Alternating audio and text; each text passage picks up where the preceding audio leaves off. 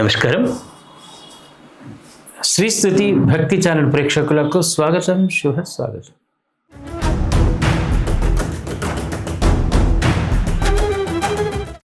భారతీయ ధార్మిక నాగరికత గొప్ప సంస్కారం. నాగరికత ఎంతో ప్రాచీన కాలం నాడే కలిగిన దేశం భారతదేశం అని మన ప్రాచీన వాంగ్మయ ఆధారంగా స్పష్టం చేయవచ్చు. వేద మంత్రాల్లో కనిపించే కుటుంబ వ్యవస్థ, సామాజిక సామరస్య స్థితి, ప్రకృతి, పర్యావరణాల సుస్థితికి సంబంధించిన అంశాలు, ఖగోళపరమైన విజ్ఞానం ఇవన్నీ గమనించితే యుగాల నాడే మన పూర్వీకులు ఎంతటి పరిపూర్ణ మానవత్వాన్ని సాధించారో అర్థమవుతోంది. వేద ధర్మాన్ని విస్తరించి అందించే పురాణ ఇతిహాస వాంగ్మయంలో కూడా ఇటువంటి అద్భుత విషయాలు ఎన్నో గోచరిస్తాయి. గణితం, జ్యామితి, గృహ నిర్మాణం, నగర జనపద నిర్మాణాలు, వ్యవసాయం వంటివి పురాణాల్లో ప్రత్యేక దృష్టితో చూసి గ్రహించవలసిన విజ్ఞానాలు. ఇతిహాస విషయానికి వస్తే రామాయణంలో చక్కని నాగరికత ప్రత్యక్షమవుతోంది.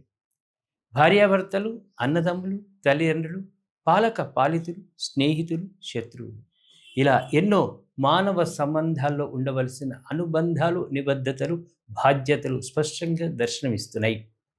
వాటిని బట్టి అనాది కాలానాటికే మానవత ఎంత వికసించిందో తేటపడుతుంది. మాట్లాడడంలో ఉండవలసిన సందర్భశుద్ధి, స్పష్టోచ్చారణ, నిష్కమటత్వం, కార్యసాధక లక్షణాల వంటి అంశాలు రామాయణంలో సమగ్రంగా వర్ణించబడ్డాయి. నాగరికత వికసించితే అది మాట తీరులో, వస్త్రధారణలో వ్యక్తమవుతోంది.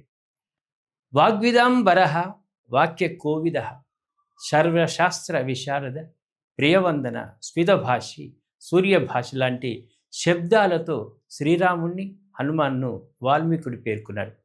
దీన్ని బట్టి ఎంత సుకుమారమైన, సంస్కారవంతమైన నాగరికత నాటి భారత్లో ఉండేదో తేటతెల్లమవుతుంది. నగర నిర్మాణాన్ని, రాజ్య నిర్వహణను పరిశీలిస్తూ అయోధ్యను, మిథిలను, లంకను వాల్మీకి వర్ణించిన తీరును పరిశీలిస్తే ప్రజాక్షేమానికి నాటి పాలకుల ప్రాధాన్యత అర్థమవుతుంది. వ్యక్తి వికాసం ద్వారానే వ్యవస్థ వికాసం అనే అంశానికి ప్రాధాన్యత ఉండేది. అనుశాసనం అనే అంశానికి ప్రాముఖ్యత కొంత మాత్రమే.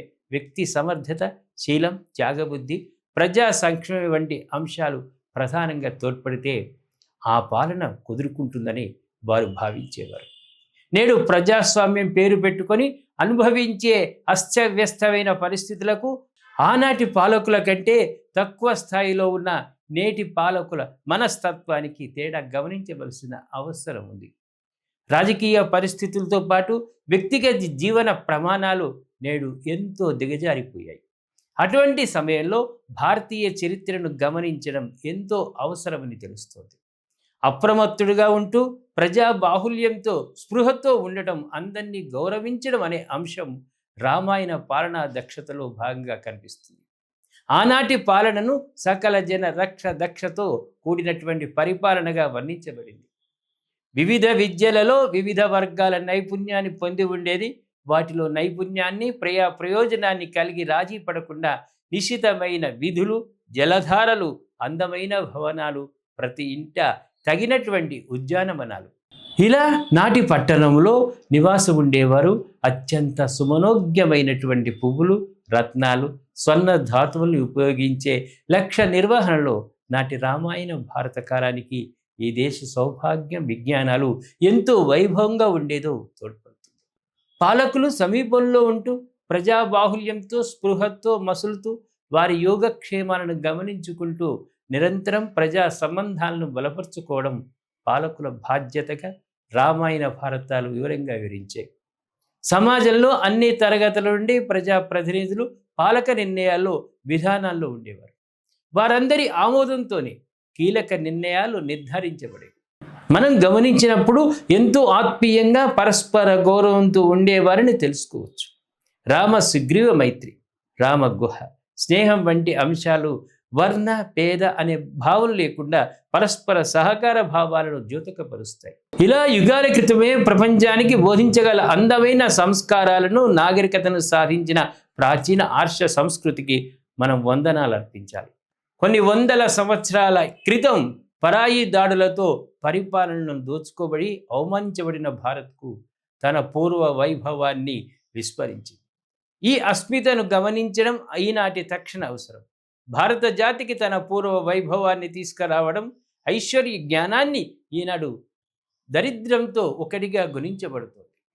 దానికి కారణమైనటువంటి విషయాలను శోధించాలి. కేవలం భౌతిక పారాయణాల మీదనే కాక మనదైన అస్మితను, స్వతత్వాన్ని కూడా కావాలి.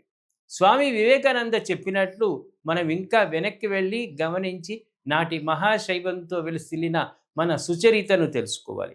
తిరిగి ఆనాటి వైభవమునకు మనకు ఆధీనం కావడానికి నాటి ఋషుల వ్యాఖ్యలను స్ఫూర్తిగా తీసుకొని మనం సంస్కరించుకోవాలి. మన ఇతిహాసాలను మన గ్రంథాలుగా కాక నాటి మన నాగరికతకు, సంస్కారాలకు ఆధారంగా చూడగలిగి శోధించితే ప్రపంచానికి ఈ ప్రాచీన దేశం యొక్క జ్ఞాన సంపదగా అర్థమవుతుంది. ఈ వీడియో మీకు నచ్చినట్లయితే లైక్ చేయండి, షేర్ చేయండి, కామెంట్ రూపంలో మీ అభిప్రాయాలు తెలియజేయండి. ఇలాంటి మరిన్ని వీడియోల కోసం శ్రీస్తుతి టీవీని సబ్స్క్రైబ్ చేయండి, పక్కనున్న గంటను కొట్టండి.